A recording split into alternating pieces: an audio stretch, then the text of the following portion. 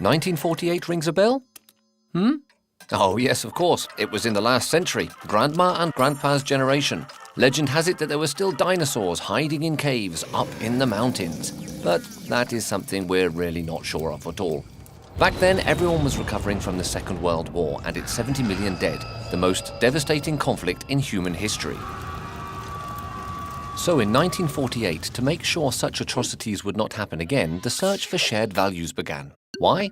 Have people unite around a strong symbol, the Universal Declaration of Human Rights. What is less known is that it was adopted by the UN General Assembly and has become the most translated text on Earth. But what are human rights? The rights you are entitled to simply because you are a human being.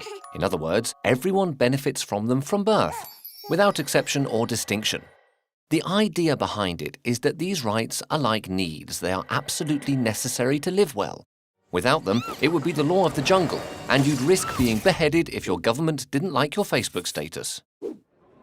In the Declaration's 30 articles, there are the civil and political liberties, such as the right to life, the right to vote, freedom of expression, or the prohibition of slavery and torture.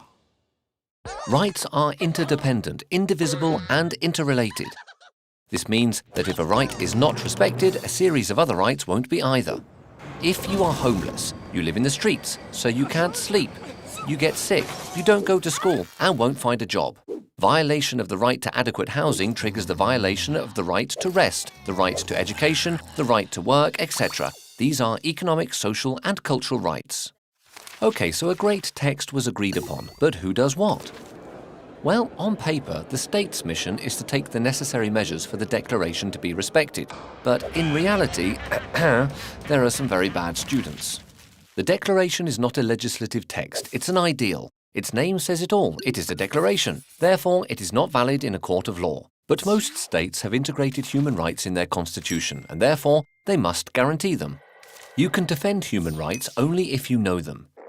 Everybody's role is to ensure they are respected.